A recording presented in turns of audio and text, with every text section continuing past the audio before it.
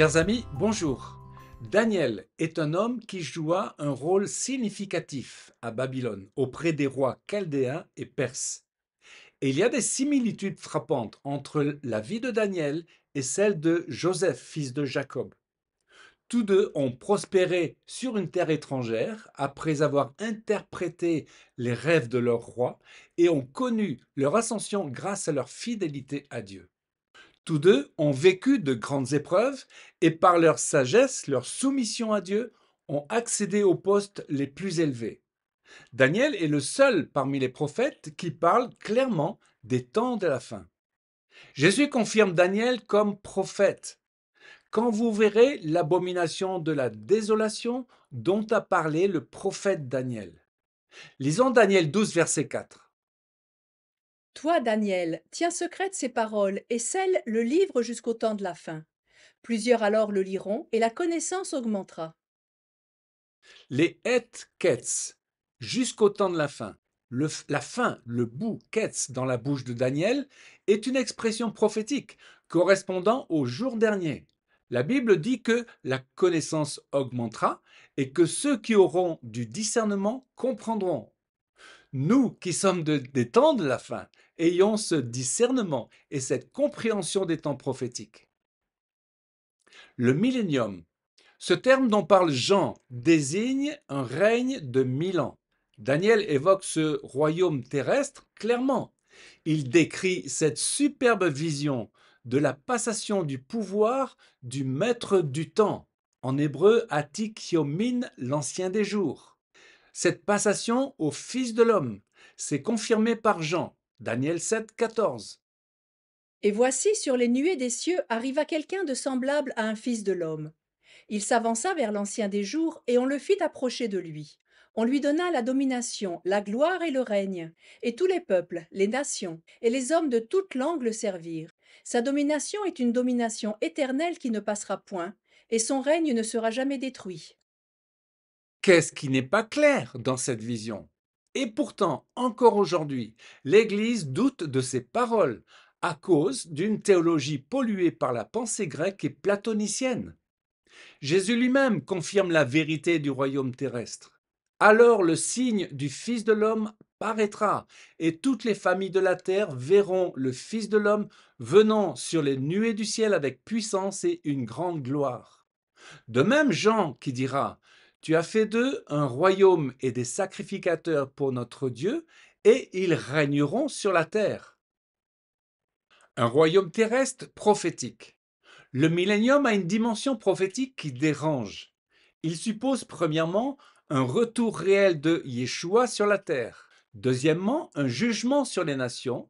Troisièmement, une révélation d'Israël comme peuple témoin. Quatrièmement, un gouvernement messianique où justice et sainteté régneront. C'est un message qui bouscule l'ordre établi et qui remet Israël au centre de la politique de Dieu. Dans les premiers siècles, de nombreux chrétiens, notamment les pères apostoliques comme Papias, Justin Martyr, Irénée, croyaient à un règne littéral du Messie sur la terre après son retour. Mais au IIIe et IVe siècle, certains courants ont exagéré cette attente, parlant d'un royaume terrestre fait de festins et de plaisirs sensuels. Résultat, l'Église institutionnelle, surtout après Saint Augustin, a réagi par le rejet total de toute lecture littérale. Augustin a popularisé l'idée que le millénium symbolise le règne spirituel de Christ dans l'Église depuis la résurrection.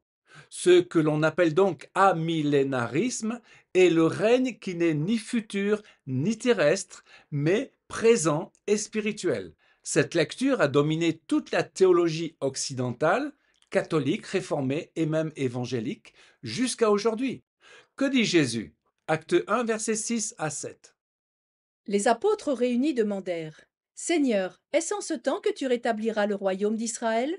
Il leur répondit: Ce n'est pas à vous de connaître les temps ou les moments que le Père a fixés de sa propre autorité. En outre, on nous a enseigné l'Église comme ayant remplacé Israël dans le plan de Dieu. Or, le millénium, selon Apocalypse 20 et les prophètes, réhabilite Israël et rétablit Jérusalem comme centre du royaume messianique. Daniel et les semaines. À présent, voyons les calculs donnés par Daniel au temps de la fin. Des exégètes se sont penchés sur la question, considérant qu'il s'agit d'années prophétiques. Un mois prophétique égale 30 jours.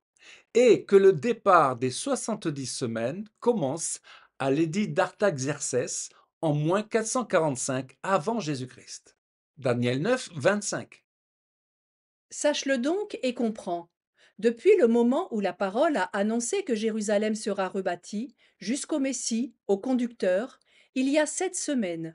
Dans 62 semaines, les places et les fossés seront rétablis, mais en des temps fâcheux. Il est donc question de 70 semaines d'années prophétiques, 7 semaines, 62 semaines et une semaine, la 70e. D'après ce passage, nous pouvons penser que la reconstruction des murailles et la restauration complète de la souveraineté de Jérusalem allaient prendre 7 fois 7 égale 49 années bibliques prophétiques, c'est-à-dire un jubilé. À partir de là, une nouvelle période de 62 semaines d'années allait conduire sans interruption à un autre moment capital de l'histoire, le Messie allait se révéler à son peuple. Cela s'est produit juste avant Pessah, 4 jours avant la crucifixion du Seigneur. Cette année marquant serait l'année 32, selon des exégètes. En résumé, on a 49 ans auxquels s'ajoutent 434 ans, 62 semaines, ce qui donne 483 années prophétiques. Ainsi, ces 483 années correspondent exactement au nombre d'années écoulées entre le jour de la publication de l'édit du roi en faveur de Néhémie et le jour de l'entrée triomphale de Jésus à Jérusalem.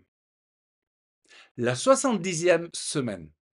La 69e semaine s'est achevée à la fin de ce jour unique qui marquait l'entrée triomphale de Jésus dans Jérusalem. En ce jour si particulier, ce fut la seule occasion où il accepta de remplir publiquement son rôle de Messie roi. La foule l'avait acclamé. Hosanna, béni soit celui qui vient au nom du Seigneur, le roi d'Israël. Le temps entre la 69e et la 70e semaine est le temps de la grâce, Shnat Ratzon en hébreu.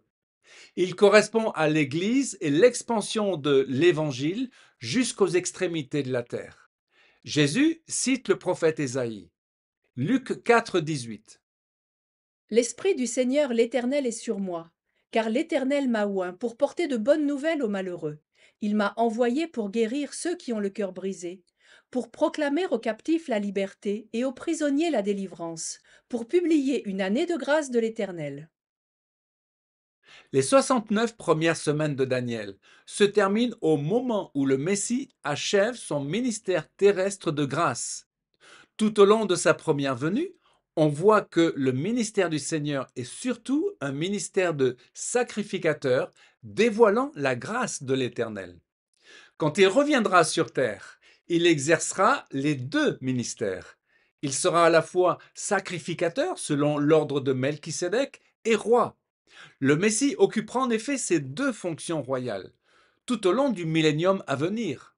Zacharie 6, verset 12. Ainsi parle l'Éternel des armées. Voici, un homme dont le nom est Germe, germera dans son lieu et bâtira le temple de l'Éternel.